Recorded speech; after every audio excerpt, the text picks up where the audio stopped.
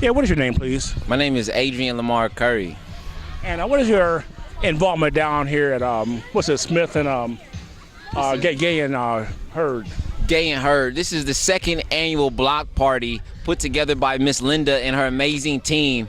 And we got the youth and we got the community out here. We got Cooper Teen Center, Jennings Center, and Weiser Park Youth Center, I know for sure, are here. So the community's here. And I am the step instructor for Acoma dance crew. I've been doing that since I've been about 16 years old. I'm 26 now, that's about 10 years. And I've been working with a lot of the youth since they're about 4 or 5, and now they're like 15, 16. And some of them are still 4 and 5. Okay, how does instructing kids in dance, how does that teach them about their heritage and how to articulate their heritage? Beautiful. That is an amazing question. Many people think that when we're dancing, it's about the show or the performance, you know, or making people entertained. The reality is, it's all about discipline. It's all about focus. And through discipline and through dance, we can teach discipline, we can teach focus. And through that discipline and focus, I'm able to teach them their history, their heritage. Not only their black history from Africa, not only their black history from Asia, not only their black history from Europe, also their black history from the very land that we stand on, North, Central, and South America, and particularly what's been going on with us since 1492, Jim Crow, and the Civil Rights Movement, and what's going on now with Black Lives Matter.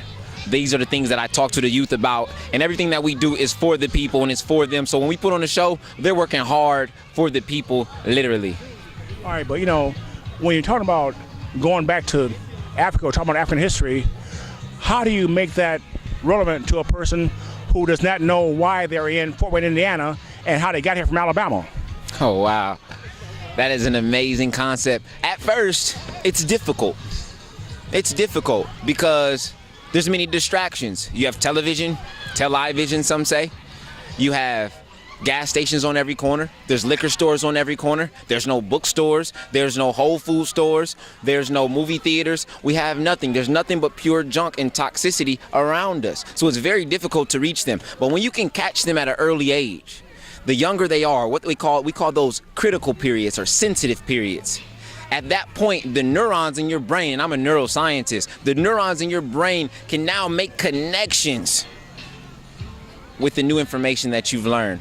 But for the older children, for the older, even adults, what you do is you start at the bare minimum. You teach them about righteousness. I don't care if you're in Asia, I don't care if you're in Africa, I don't care if you're in America. Do you want to be good or do you want to be bad? Do you want to make a change in our environment or not? And we start with that premise. But a lot of times, the changes you want to make, they're beyond your control. I mean, just like, for example, a lot of racial things that's going on today have their roots in our history, and yet I don't see a strong urgence to understand Indiana history and what happened in Indiana, because Indiana has an atrocious history, but I'm seeing that a lot of black folks' ears close up when you want to talk about how the things that happened. It's like there's no Indians around here. And this place is called Indiana. Indiana. The schools are Shawnee. The schools are Miami. The schools are Portage. The streets are Illinois. So that means that they're using the history as mascots, and they're being marginalized. And this is Indiana's bicentennial, and I'm not seeing any urgency in calling this out to have these distortions addressed. You want to know what? It's all fear, and although we're very powerful people. We're very powerful people, and the people that are not so urgent to make it better know that. And if those people are black people, that we all know that we've been divided and conquered, and we have events like this here to bring people together. But see, when we talk about bringing people together and creating unity, that implies that there's once disunity, correct? That implies that there's disunity, and there is no unity, and it starts with the individual. You separate the self. You separate the mind, the body, and the soul of the human. You separate them from a knowledge of self.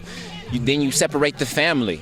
The family is the technology, the family is the healing. If there's no father, we're gonna have a problem coming up with technology. If there's no father, we're gonna have a problem coming up with healing. Same thing with mother and father. So what's going on is they're breaking us up from the family first, the clan first, and then we're a tribe. See, this black-white thing is not even real.